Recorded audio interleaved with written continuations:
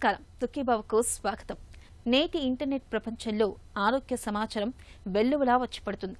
అర్హత లేని వాళ్ళు సైతం సోషల్ మీడియా వేదికల మీద కుప్పలు తెప్పలుగా ఆరోగ్య చిట్కాలను వెళ్లవేస్తున్నారు.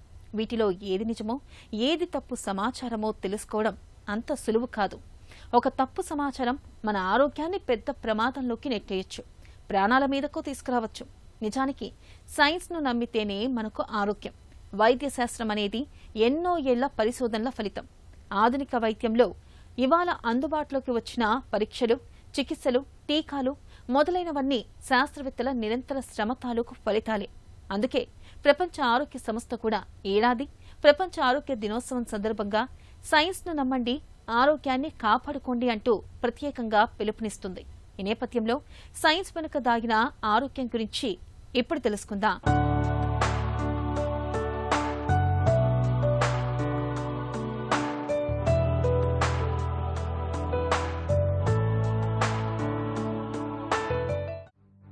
ఆరోగ్యమే మహాభాగ్యమన్నారు పెద్దలు.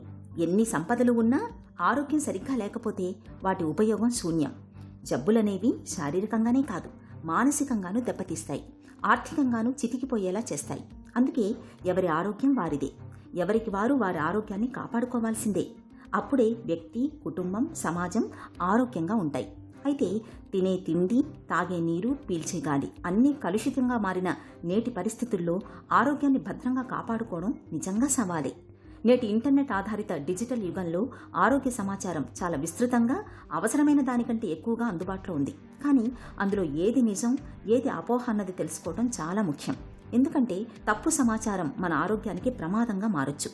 వైద్యశాస్త్రం అనేది ఎన్నో సంవత్సరాల పరిశోధనల ఫలితం.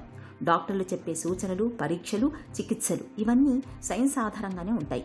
అందుకే సరైన ఆరోగ్య సమాచారం తెలుసుకోవడం చాలా అవసరం. ప్రపంచ ఆరోగ్య సంస్థ కూడా ఈ విషయాన్నే నొక్కి చెబుతోంది. 10 సంవత్సరం కూడా ప్రపంచ ఆరోగ్య సంస్థ ఏప్రిల్ 7వ తేదీని ప్రపంచ ఆరోగ్య దినోత్సవంగా పాటిస్తోంది. 10 సంవత్సరం కూడా ఈరోజు ఒక కొత్త నినాదంతో, అంటే ప్రపంచ ఆరోగ్య దినోత్సవం సందర్భంగా ఒక కొత్త నినాదంతో ముందుకు వస్తుంది. ఈ సంవత్సరం ఆ నినాదము together for health, stand with science అనే నినాదంతో ముందుకు వస్తుంది. అంటే ఆరోగ్యానికి ఐక్యంగా పోరాడదాము, అలాగే సైన్స్ తోడు తీసుకున్నాము అని. సైన్స్లో వచ్చిన మార్పుల వల్ల ప్రపంచం మొత్తం కూడా ఎంతో లాభం పొందింది. ముఖ్యంగా వైద్య రంగంలో ఒకప్పుడు 1800 సంవత్సరాల కాలంలో 30 సంవత్సరాలు బతికే వ్యక్తి ఇప్పుడు దాదాపు 70 నుంచి 80 సంవత్సరాలు బతుకుతున్నారు. అంటే జీవితకాలం పెరిగిపోయింది ప్రతి దేశంలో కూడా, మన దేశంలో కూడా. దీని ముఖ్య కారణం సైన్స్ చేసిన యొక్క కృషి, దాని వచ్చిన ఫలితాలు. అయితే దురదృష్ట కొద్దీ మన దేశంలో ఈ శాస్త్రీయ విజ్ఞానాన్ని, సైన్స్ని చాలామంది నమ్మరు. కొన్ని మూఢనమ్మకాల వల్ల, అపోహల వల్ల ఆ సైన్స్ అందించిన ఆ విజ్ఞానాన్ని మనం సరిగా అందుకోవటం లేదు.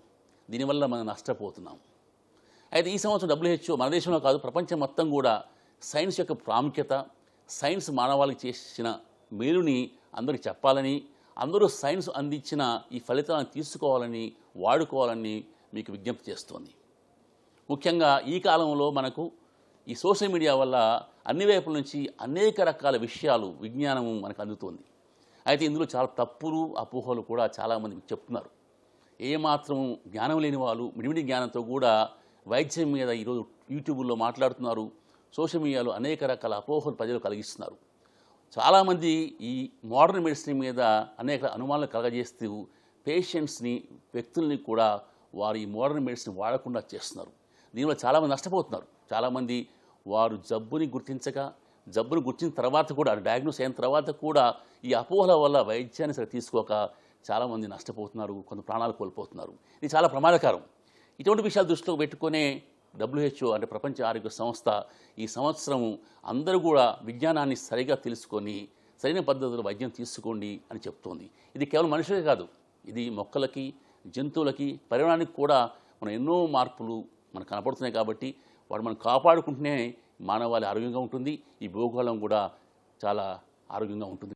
నేటి డిజిటల్ ప్రపంచంలో ఒక చిన్న మెసేజ్, ఒక చిన్న వీడియో, ఒక చిన్న హెల్త్ టిప్ ఏదైనా సరే క్షణాల్లో వైరల్ అయిపోతోంది. ఫేస్బుక్, యూట్యూబ్, ఇన్స్టాగ్రామ్ వాట్సాప్ వంటి సోషల్ మీడియాలో బరువు తగ్గించే టిప్స్, డిటాక్స్ డ్రింకులు, మేని రంగును పెంచే పరిష్కారాలు, జుట్టు రాలడాన్ని అరికట్టే రెమెడీస్ వంటివి అతి తక్కువ సమయంలోనే విస్తృతంగా వ్యాప్తి చెందుతున్నాయి. జనాల్లో కూడా చాలా మంది వెంటనే ఆ చిట్కాల్ని, పద్ధతుల్ని ఆచరణలో పెట్టేస్తున్నారు. కానీ నిజానికి వాటిలోని ప్రతి విషయం నిజం కాకపోవచ్చు. యూట్యూబర్లు, సోషల్ మీడియా ఇన్ఫ్లుయెన్సర్లు చెప్పే కొన్ని సలహాలు మన ఆరోగ్యానికి హాని చేయవచ్చు కూడా. డాక్టర్ సలహా లేకుండా సొంతంగా మందులు వాడడం ప్రమాదకరం. ఇంటర్నెట్లో చూసిన ప్రతి డైట్ మనకు సరిపోదు. మన శరీరం ప్రత్యేకం, మన అవసరాలు వేరుగా ఉంటాయని గుర్తుంచుకోవాలి. సైన్స్ చెప్పిన విషయాలనే నమ్మాలి. నిజమైన సమాచారమే మన ఆరోగ్యానికి రక్షణగా ఉంటుందని గుర్తుంచుకోవాలి. ఇంతకుముందు ప్రపంచంలో మనకి పారిశ్రామిక విప్లవం లాగా, ఆ తర్వాత హరిత విప్లవం లాగా ఇప్పుడు మనకి డిజిటల్ విప్లవం వచ్చేసింది. మన దేశంలో గ్రామాల్లో కానీ, పట్టణాల్లో కానీ, నగరాల్లో కానీ ప్రతి వారి చేతిలో ఒక స్మార్ట్ మొబైల్ ఫోన్ ఉంటుంది. ప్రతి 24 అవర్స్లో దాదాపు 5-6 గంటలు కూడా వారి ఫోన్ మీద గడుపుతున్నారు. అనేక రకాల ఇన్ఫర్మేషన్, వినోదమే కాకుండా విజ్ఞానం కూడా రకరకాలుగా యూట్యూబ్లోను, ఫేస్బుక్లోను, ఇన్స్టాగ్రామ్లో వస్తుంది. ఇప్పుడు చూస్తే మేము చూసినప్పుడు ఇన్స్టాగ్రామ్లో, యూట్యూబ్లలో అనేక మంది నాన్ మెడికల్ పీపుల్, డాక్టర్లు కాని వాళ్ళు కూడా అనేక రకాల జబ్బుల గురించి అనేక సలహాలు ఇస్తుంటారు. దాదాపుగా అందులో అన్ని తప్పులే ఉంటాయి. కాకపోతే ప్రజలు డాక్టర్ కంటే కూడా, ఒక శాస్త్రజ్ఞుడు చెప్పిన దానికంటే కూడా సోషల్ మీడియా ఎక్కువగా నమ్ముతున్నారు.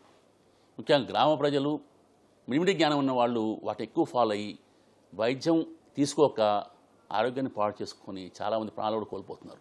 ఇది చాలా ప్రమాదకరం. మన దేశంలో ఈ సోషల్ మీడియాలో వచ్చిన ఇన్ఫర్మేషన్ మీద ఏమాత్రం నియంత్రణ లేదు. డాక్టర్ కాని వాళ్ళు కూడా అనేక జబ్బుల గురించి మాట్లాడుతుంటారు. అది కాకుండా మోడర్న్ మెడిసిన్ మీద వారికి అక్కస్సు వెళ్ళగట్టుకుంటారు. అది మంచిది కాదు, అది ప్రమాదం అని చెప్తూ ఉంటారు. ఇది చాలా దురదృష్టకరం. దీనివల్ల చాలామంది నష్టపోతున్నారు. అది కాకుండా ఇప్పుడు మీరు చూస్తే ఒకే సబ్జెక్ట్ మీద రకరకాల అభిప్రాయాలు ఉంటాయి. చాలామంది భోజనం మీద, ఫుడ్ ఐటమ్స్ మీద రకరకాల కామెంట్లు చేస్తూ ఉంటారు. వ్యాయామం మీద రకరకాలు చెప్తూ ఉంటారు.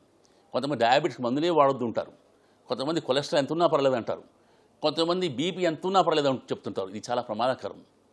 మోడర్న్ మెడిసిన్లో సైన్స్ ఆధారంగా ప్రతి ట్రీట్మెంట్ ఎవిడెన్స్ బేస్డ్, అంటే ఎవిడెన్స్ ఉంటేనే అనేక రకాల ప్రయోగాలు చేసి ఫేజ్ 1, ఫేజ్ 2, ఫేజ్ 3 ట్రయల్స్ తర్వాతనే ఒక మందు మార్కెట్లో వస్తుంది. తర్వాత పోస్ట్ మార్కెటింగ్ సర్వేలెన్స్ అవుతుంది. అప్పుడే ఆ మందు ప్రచారం తీసుకొస్తారు. అనేక జాగ్రత్తలు తీసుకుంటారు. ముఖ్యంగా ఈ సైన్స్కి నార్త్ అమెరికాలో, యూరోప్లో కూడా ఎక్కువ విలువ ఇస్తారు. మన దేశంలో దీనికి కొంచెం ప్రాముఖ్యత తక్కువ.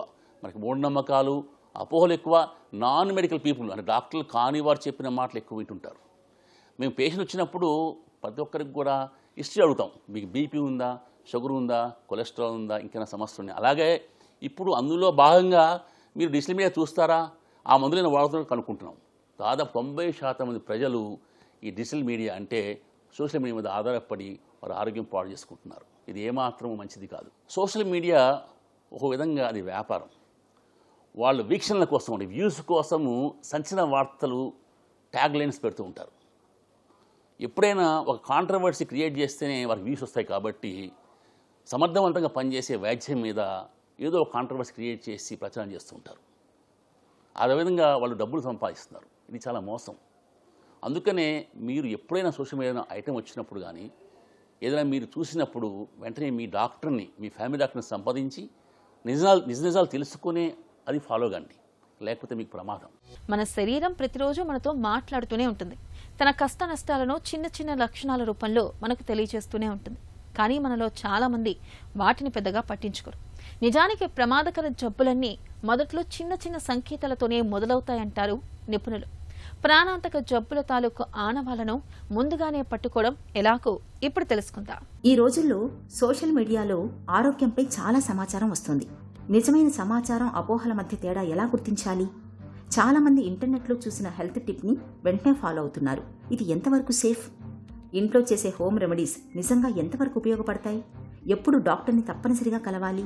మన జీవితంలో మనం సంపాదించే ప్రతి దానికంటే విలువైనది మన ఆరోగ్యం ఒక్కటే. ఆరోగ్యం బాగుంటేనే మనం బాగుంటాం, మన కుటుంబం సంతోషంగా ఉంటుంది. కానీ వేగంగా మారుతున్న నేటి ఆధునిక బిజీ జీవితంలో ఆరోగ్యాన్ని మనం చాలాసార్లు నిర్లక్ష్యం చేస్తున్నాం. చిన్న చిన్న లక్షణాలను కూడా పట్టించుకోకుండా వదిలేస్తున్నాం. చివరికి అవే ఒక్కోసారి పెద్ద సమస్యలకు దారితీస్తున్నాయి. నిజానికి మన ఆరోగ్యం గురించి మన శరీరం మనతో మాట్లాడుతూనే ఉంటుంది, కానీ మనమే సరిగ్గా వినడం లేదు. కొన్నిసార్లు మనం గమనించని చిన్న లక్షణం కూడా పెద్ద వ్యాధికి ఒక సంకేతం కావచ్చు. సాధారణంగా అనిపించే అలసట, తలనొప్పి, తరచూ జ్వరం, బరువు తగ్గడం వంటివి కొన్నిసార్లు శరీరం మనకు ఇచ్చే హెచ్చరికలు కావచ్చు. కానీ మనం వాటిని లైట్గా తీసుకుంటాం. అక్కడే ప్రమాదకర జబ్బులు మొదలవుతాయి. కాబట్టి అనుమానిత లక్షణాలు ఏవైనా కనిపిస్తున్నప్పుడు వాటిని నిర్లక్ష్యం చేయకూడదు. డాక్టర్ని కలవాలి, ముందుగానే పరీక్షలు చేయించుకోవాలి. జబ్బుల్ని ముందుగానే సమయానికి గుర్తిస్తే చికిత్స సులభమవుతుందని చెబుతారు డాక్టర్లు. మన దేశంలో చాలామంది ప్రజలు ఏమనుకుంటారంటే, మేము ఆరోగ్యంగా ఉన్నాము, మాకేం కాదు అనుకుంటారు. కానీ చాలా వరకు జబ్బులు ప్రారంభ దశల్లో నిశ్శబ్దంగా ఉంటాయి. ఉదాహరణకు మధుమేహం ముదిరిన దాకా చాలామంది తెలియదు. అదేవిధంగా రక్తపోటు లేదా రక్తపీడనం, హై బ్లడ్ ప్రెషర్ కూడా చాలామందికి తెలియదు. కొన్ని రకాల క్యాన్సర్ కూడా తెలియవు. కొలెస్ట్రాల్ కూడా మీకు ఏ సిమ్టమ్స్ ఇవ్వదు. ఇవన్నీ కూడా ప్రమాదకరం. అందుకనే ప్రతి వ్యక్తి కూడా 20-25 సంవత్సరాలు దాటిన తర్వాత తప్పనిసరిగా కొన్ని పరీక్షలు చేయించుకోవాలి. మన దేశంలో రోజుకి మధుమేహం ఎక్కువ అవుతుంది. విద్యార్థుల్లోనూ ఉద్యోగుల్లో కూడా స్ట్రెస్ వల్ల చాలామందికి చిన్న వయసులోనే ఈ లైఫ్ స్టైల్ జబ్బులు వస్తున్నాయి. మధుమేహం కావచ్చు, బీపీ కావచ్చు, గుండె జబ్బులు కావచ్చు, కొలెస్ట్రాల్ కావచ్చు. కాబట్టి తప్పకుండా అందరూ కూడా టెస్టులు చేయించుకోవాలి. ముఖ్యంగా కుటుంబంలో ఎవరికైనా ఈ జబ్బులు ఉంటే వారి పిల్లలు తప్పకుండా ముందుగానే ఈ టెస్టులు చేయించుకోవాలి. అదేవిధంగా చాలామంది ఏంటంటే, మేము చాలా ఆరోగ్యంగా ఉన్నాము, మాకు ఏ జబ్బు లేదు, మా పేరెంట్స్ బాగున్నారు, మా కుటుంబం, మా వంశం బాగుంది అనుకుంటారు. కానీ ఇప్పుడు మన జీవనశైలి వచ్చిన మార్పు వల్ల చాలామందికి కుటుంబ చరిత్రలో ఎవరికి జబ్బులు లేకున్నా సరే కొత్త జబ్బులు వస్తున్నాయి. కాబట్టి 25 సంవత్సరాలు దాటిన ప్రతి ఒక్కరు కూడా 10 సంవత్సరం ప్రివెంటివ్ హెల్త్ చెకప్ చేయించుకోవాలి. ఇందులో మనకి diabetes, blood pressure, high cholesterol, అదేవిధంగా ఇతర పరీక్షలు చేస్తూ మీకు జబ్బులు ఉన్నాయా, రాబోతున్నాయా అని మనం కనుక్కుంటున్నాం.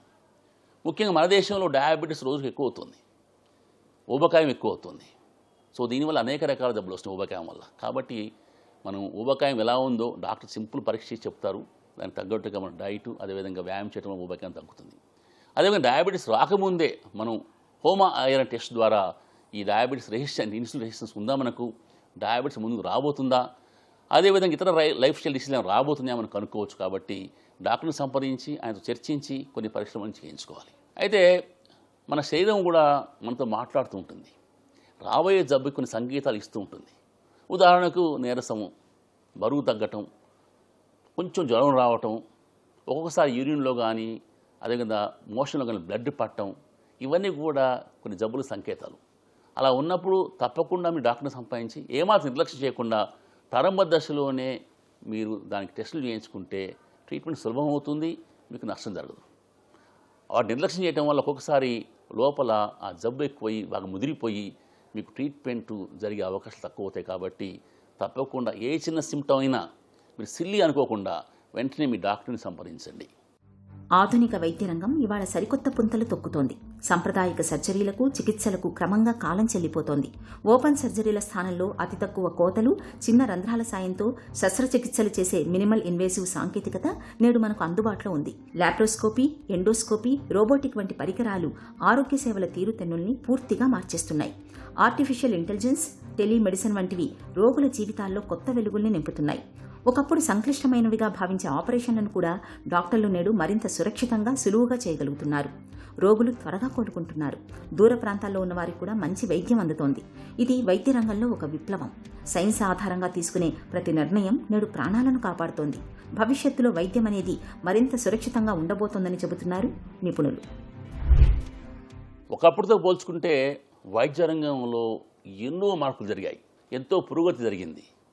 ఉదాహరణకు ఒకప్పుడు మన దివంగత రాష్ట్ర ముఖ్యమంత్రి ఒకరు బైపాస్ సర్జరీకి అమెరికా వెళ్ళారు. ఇప్పుడు అదే బైపాస్ సర్జరీ తాలూకా కేంద్రంలో జరుగుతుంది.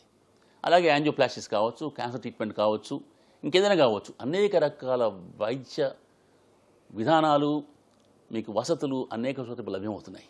ఇదంతా మన సైన్స్ చేసిన యొక్క మ్యాజిక్. అదేవిధంగా మన జీవితకాలం పెరిగిపోయింది. అనేక జబ్బులు పూర్తిగా మాయమైపోయాయి. ఉదాహరణ మసూచి, ప్లేగ్ లాంటి జబ్బులు మనకు కనపట్లేదు ఇప్పుడు. అదేవిధంగా రకరకాల సీరియస్ జబ్బుల, కోరి దగ్గు కావచ్చు, ఇతరత టెటనస్ కావచ్చు, చాలా తక్కువైపోయాయి ఇప్పుడు. వీటన్నిటి కారణం అంటే సైన్స్ సాధించే పురోగతి. వ్యాక్సిన్ వల్ల ఈ జబ్బులు తక్కువైపోయాయి. అదేవిధంగా డయాబెటీస్ కొత్త మందులు రావడం వల్ల డయాబెటీస్ పేషెంట్స్ పూర్తి జీవితకాలం వారి జీవితకాలం మొత్తం జీవిస్తున్నారు. అదేవిధంగా హార్ట్ ఫెయిల్యూర్ కావచ్చు, హార్ట్ అటాక్ కావచ్చు, కొలెస్ట్రాల్ కావచ్చు, రకరకాల కొత్త మందులు లభ్యమవుతున్నాయి. ఇవన్నీ కూడా సైన్స్ సాధించిన పురోగతి. అదేవిధంగా హెచ్ఐవి, ఒకప్పుడు ఎయిడ్స్ వస్తే చాలా భయపడేవారు. ఇప్పుడు కొత్త మందుల వల్ల వారు ఏమాత్రం భయపడకుండా వారి పూర్తి జీవితకాలం జీవించే అవకాశం ఉంది. అదేవిధంగా రకరకాల ఆపరేషన్లు, ఒకప్పుడు క్లిష్టమైన ఆపరేషన్లు, చాలా టైం బట్టి ఆపరేషన్ ఇప్పుడు చాలా తేలిగ్గా చేస్తున్నారు. మోడర్న్ ఎనస్థీషియా మొత్తం ఎన్నో రకాల మార్పులు వచ్చాయి, చాలా సేఫ్, సురక్షితంగా ఉంది. అదేవిధంగా ఒకప్పుడు లాప్రోస్కోపీ సర్జరీ వచ్చింది, అది వైపు రోబోటిక్ సర్జరీ వస్తుంది, రకరకాల సర్జరీలు. ఆ తర్వాత దూరంగా రిమోట్కి కూడా టెలి సర్జరీ, అంటే దూరంగా కూడా ఒక దగ్గర కూర్చొని దూర ప్రాంతాల్లో కూడా ఆ వ్యక్తికి సర్జరీ చేసే సదుపాయం మనం చూస్తున్నాం, వింటున్నాం. ఇవన్నీ కూడా మన సైన్స్ సాధించిన ఒక మహా విజయాలు. కాబట్టి వాటిని మనం సద్వినియోగం చేసుకోవాలి. ఇప్పుడు ఈ విప్లవంతో పాటు మనకి ఇప్పుడు ఆర్టిఫిషియల్ ఇంటెలిజెన్స్ వస్తుంది. మెడిసిన్లో కూడా ఆర్టిఫిషియల్ ఇంటెలిజెన్స్ మహా అద్భుతాలు చేయబోతుంది. ఆల్రెడీ మేము రేడియాలజీ ఎక్స్రే రీడింగ్ కావచ్చు, సిటీ స్కాన్ రీడింగ్స్ కావచ్చు, వాటిలో ఏఐ వాడుతున్నాం. అదేవిధంగా పెథాలజీలో, అంటే స్లైడ్స్ చదివేటప్పుడు క్యాన్సర్ ఉందా లేదా, ఏ టైప్ క్యాన్సర్ ఎలా ఉందో దానికి కూడా ఏఐ ఎంతో ఉపయోగపడుతుంది. కాకపోతే ఏఐ ఎప్పుడైనా ఆర్టిఫిషియల్ ఇంటెలిజెన్స్ ఎప్పుడు కూడా డాక్టర్ని రీప్లేస్ చేయలేదు, అది కేవలం బాగా సహాయపడుతుంది. కాబట్టి ముందు ఇంకా ఎన్నో మార్పులు రాబోతున్నాయి, జీవితకాలం పెరగబోతోంది, అనేక జబ్బులు పూర్తిగా నయమయ్యే అవకాశాలు పెరుగుతున్నాయి. మొనోక్లోనల్ యాంటీబాడీస్ వచ్చి క్యాన్సర్ ట్రీట్మెంట్లో కానీ, ఇతర ఆటోఇమ్యూన్ కండిషన్లో కానీ, ఇతర జబ్బుల్లో కానీ అవి చాలా మంచి ఫలితాలు మనకి ఇస్తున్నాయి. కాబట్టి మీరు అపోహలో పోకుండా, సోషల్ మీడియా మీద ఆధారపడకుండా డాక్టర్ని సంప్రదించి ఈ కొత్త వైద్య విధానాన్ని మీరు ఉపయోగించుకుంటే మీ ఆరోగ్యం బాగుంటుంది, ఫలితాలు బాగుంటాయి, మీ జీవితకాలం పెరుగుతుంది. ఇది కాకుండా మీకు ఇప్పుడు జీన్ మ్యాపింగ్, మీ జీన్స్ ఎలా ఉన్నాయి, మీకు ఏమైనా జబ్బులు రాబోతున్నాయా, వాటిని మనం ప్రివెంట్ చేయవచ్చా, అది ఇప్పుడు మనకు లభ్యమవుతుంది. అదేవిధంగా ప్రతి వ్యక్తికి కూడా ట్రీట్మెంట్ ఇండివిజువల్ చేస్తున్నారు. ఉదాహరణ క్యాన్సర్ కార్ టీసీ థెరపీ, రకరకాల కొత్త వైద్య విధానాలు ఆ వ్యక్తికి సరిపోనుగా కస్టమైజ్ చేస్తున్నారు. అదేవిధంగా ఆర్గాన్ ట్రాన్స్ప్లాంటేషన్, ఇప్పుడు మన దేశంలో ముఖ్యంగా రాజధానిలో, మన హైదరాబాద్లో లంగ్ కావచ్చు, హార్ట్ కావచ్చు, కిడ్నీ కావచ్చు, కార్నియా కావచ్చు, చాలా తేలిగ్గా ఈ ఆర్గాన్ ట్రాన్స్ప్లాంట్ సర్వసాధారణంగా చేస్తున్నాం. ఇవన్నీ కూడా మనం సాధించిన పురోగతి. ఇది కాకుండా stem cell therapy, bone marrow transplantation, రకరకాల ఆర్గాన్స్ యొక్క ఇప్పుడు డెవలప్మెంట్ ఇవన్నీ జరుగుతున్నాయి. సర్జరీస్ కూడా మీరు చూసి చాలా తక్కువైపోతున్నాయి. ఒకప్పుడు అల్సర్కి ప్రతిరోజు సర్జరీ చేసేవాళ్ళం. మేము పీజీ చేసేటప్పుడు అన్ని ఆపరేషన్ అవే ఉండేవి. ఇప్పుడు కొత్తగా లభ్యమైన మందుల వల్ల, మీకు ప్రోటాన్ పంప్ ఇన్హిబిటర్స్ వల్ల అసలు ఆపరేషనే మనం చేయటం లేదు. అలా అనేక రకాల జబ్బులు మందులతో కూడా నయం చేస్తున్నారు. ఆపరేషన్ యొక్క ప్రాముఖ్యత తగ్గిపోతుంది. ముందు చాలా జబ్బులు ఆపరేషన్ అవసరం రాకపోవచ్చు, వచ్చినా కానీ minimal invasive surgery, keyhole surgery, robotic surgery చేయబోతున్నారు. సో సర్జరీ వల్ల మీరు హాస్పిటల్ ఎక్కువ ఉండే అవకాశం తగ్గుతుంది, అవసరం ఉండదు. చాలా వరకు ఇప్పుడు డే కేర్ సెంటర్, అంటే చాలా ఆపరేషన్లు ఉదయం ఆపరేషన్ చేసి సాయంత్రం ఇంటికి పంపిస్తున్నారు. సో ఇలా రకరకాల మార్పులు, కొత్త మార్పులు వస్తున్నాయి. ప్రపంచంలో ప్రతి చోట కూడా, ప్రతి దేశంలో కూడా ఈ మోడర్న్ మెడిసిన్ చాలా వేగంగా అభివృద్ధి చెందుతోంది. ఇవాళ మన శరీరం వ్యాధుల కుంపటిలా మారుతుంది, జీవనశైలి జబ్బులు విరుచుకుపడుతున్నాయి. ఇందుకు చాలా వరకు తెలుసో తెలియకో చేసే చిన్న తప్పులే కారణంగా ఉంటున్నాయని పరిశోధనలు చెబుతున్నాయి. ఈ నేపథ్యంలో ఆరోగ్యాన్నిచ్చే అలవాట్లు, జీవన శైలి గురించి ఇప్పుడు తెలుసుకుందాం. మన ఆరోగ్యం ఒక్క రోజులో తయారవదు. ప్రతిరోజు మనం పాటించే చిన్న అలవాట్లతోనే చక్కటి ఆరోగ్యం సాధ్యమవుతుంది. పోషక విలువలతో కూడిన సమతులాహారం మన శరీరానికి శక్తిని, బలాన్ని అందిస్తుంది. నిత్యం కాసేపు వ్యాయామం చేసే అలవాటు మనలో ఇమ్యూనిటీని పెంపొందిస్తుంది, జబ్బుల నుంచి రక్షణ దొరుకుతుంది. అలాగే చాలినంత నిద్ర తనువుకు, మనసుకు ప్రశాంతత ఇస్తుంది. ఇక ఒత్తిడి తగ్గితే ఆరోగ్యం మెరుగుపడుతుంది. ఇక రోజు మొత్తంలో నీళ్లు తగినంతగా తాగడం కూడా ముఖ్యమే. ఇవన్నీ చిన్న విషయాల్లా అనిపించవచ్చు, కానీ ఇవే ఆరోగ్యం విషయంలో పెద్ద మార్పుల్ని తీసుకువస్తాయి. నిజానికి ఆరోగ్యాన్ని కాపాడుకోవడం మన చేతుల్లోనే ఉంది. Prevention is better than cure అనేది డాక్టర్లు ఎప్పుడూ చెప్పే మాటే. ఆరోగ్యం విషయంలో ఇది చక్కగా వర్తిస్తుంది. వైద్యం ఖరీదైన వ్యవహారంగా తయారైన నేటి పరిస్థితుల్లో ఒక్కసారి జబ్బు బారిన పడ్డామా ఇల్లు ఒళ్ళు గుల్లైపోతాయి. అందుకే జబ్బుల బారిన పడకముందే మేల్కొనడం మంచిదని చెబుతారు డాక్టర్లు. సైన్స్, మెడిసిన్ ఎంత అభివృద్ధి అయినా సరే ఆరోగ్యం అనేది మీ చేతిలో ఉంది. ఇది బిడ్డ పుట్టక ముందే స్టార్ట్ కావాలి. అంటే గర్భిణిగా ఉన్నప్పుడే ఆ గర్భిణీ ఆహారం బాగా ఉండాలి, పోషకాహారం బాగా ఉండాలి, ఆడ వ్యాక్సిన్లు వేసుకోవాలి, ముందే డాక్టర్ని సంప్రదిస్తూ ఉండాలి, సోకాల్ యాంటీనేటల్ చెకప్స్. ప్రసవం కూడా హాస్పిటల్లో, అంటే ఇన్స్టిట్యూట్లో జరగాలి. ఇంట్లో ప్రసవాలు ఒకప్పుడు జరిగేవి, దానివల్ల ప్రమాదం. అదే పుట్టినప్పుడు తప్పకుండా అక్కడ పీడియాట్రిషియన్ లభ్యమవుతారు, పుట్టే బిడ్డను చూసుకుంటారు. ఆ తర్వాత ఆ గర్భిణీ స్త్రీ ప్రసవం అయిన తర్వాత లాక్టేటింగ్ మదర్కి తప్పకుండా కాల్షియం, ఐరన్, ఇతర పోషకాలు ఇవ్వాలి. ఆతో బిడ్డకు వ్యాక్సిన్లు ఇస్తూ ఉండాలి. ఆతో బిడ్డ పెద్ద అయిన తర్వాత బిడ్డ పెద్ద అవుతుంటే ఎడ్యుకేషన్, వ్యాయామం కూడా సరిగా ఉండాలి. వ్యాక్సిన్ సరిగా వేయించాలి. యుక్త వయసు వచ్చేసరికి ప్రివెంటివ్ హెల్త్ చెకప్ వేయించుకోవాలి. జీవనశైలి గురించి మనం చెప్తూ ఉండాలి. పెద్దప్పుడు కూడా పెద్దవాళ్ళకు కూడా కొన్ని టీకాలు ఉంటే ఆ టీకాలు వేయించుకుని ఉండాలి. ప్రతి ఒక్కరు కూడా లైఫ్ స్టైల్ మార్చుకొని, అంటే ఆహారం, వ్యాయామం విషయాలు చాలా జాగ్రత్తగా ఉండి డయాబెటీస్, కొలెస్ట్రాల్, బ్లడ్ ప్రెషర్ రాకుండా చూసుకోవాలి. వచ్చినా సరే వెంటనే వైద్యం చేసుకోవాలి. వృద్ధుల్లో కూడా మనం చాలా జాగ్రత్త తీసుకోవాలి. వృద్ధులకు కూడా ప్రత్యేకమైన చికిత్స విధానాలు ఇప్పుడు ఉన్నాయి కాబట్టి అవి కూడా మనం ఉపయోగించుకోవాలి. వ్యక్తులు బాగుంటే కుటుంబం బాగుంటుంది, కుటుంబం బాగుంటే సమాజం బాగుంటుంది, సమాజం బాగుంటే దేశం మొత్తం ఆరోగ్యంగా ఉంటుంది. మన ఆరోగ్యం మన చేతుల్లోనే ఉంటుంది. వ్యాధులపైన, జబ్బులపైన అవగాహన ఉంటేనే మనం మన ఆరోగ్యాన్ని జాగ్రత్తగా కాపాడుకోగలం. మన ఒంట్లో కనిపించే చిన్న చిన్న లక్షణాలు, అనుమానిత సంకేతాలను నిర్లక్ష్యం చేయకూడదు. తరచూ పరీక్షలు చేయించుకుంటూ ఉండాలి. ఆరోగ్యకరమైన జీవనశైలిని ఆచరించాలి. డాక్టర్లు చెప్పే ఆరోగ్య సూచనలు, సలహాల్ని తప్పనిసరిగా పాటించాలి. ఇంటర్నెట్ ప్రపంచంలో కనిపించే ప్రతి ఆరోగ్య సమాచారం సరైంది కాదనే స్పృహను పెంచుకోవాలి. యూట్యూబర్లు, సోషల్ మీడియా ఇన్ఫ్లుయెన్సర్లు చెప్పే ప్రతి విషయాన్ని గుడ్డిగా ఆచరించకూడదు. అపోహలను నమ్మడం కంటే నిజమైన సమాచారాన్ని తెలుసుకోవడం ఉత్తమం. సైన్స్ చెప్పిన మార్గాన్ని అనుసరించాలి. ఆహారం, వ్యాయామం, ఒత్తిళ్లు, ముందస్తు పరీక్షలు, ఈ 5 విషయాల్లో తగు జాగ్రత్తలు తీసుకోవాలి. అప్పుడే మన ఆరోగ్యం భద్రంగా, భేషుగ్గా ఉంటుంది. ఆరోగ్యాన్ని భద్రంగా కాపాడుకోవడం అనేది మన చేతుల్లోనే ఉంది. చిన్న నిర్లక్ష్యం కూడా కొన్ని సందర్భాల్లో ప్రమాదకర సమస్యలకు దారితీసే అవకాశం ఉంటుందని గుర్తుంచుకోవాలి. మన శరీరం తెలియజెప్పే సంకేతాలను గమనించాలి. తరచూ ముందస్తు పరీక్షల్ని చేయించుకుంటూ ఉండాలి. సోషల్ మీడియా ఇన్ఫ్లుయెన్సర్లు చెప్పే చిట్కాలు, ఆరోగ్య సలహాలకు దూరంగా ఉండాలి. డాక్టర్లు చెప్పే సలహాలను మాత్రమే పాటించాలి. సైన్స్ వెనకే మన ఆరోగ్యం దాగుందన్న సత్యాన్ని ఎల్లప్పుడూ గుర్తుంచుకోవాలి.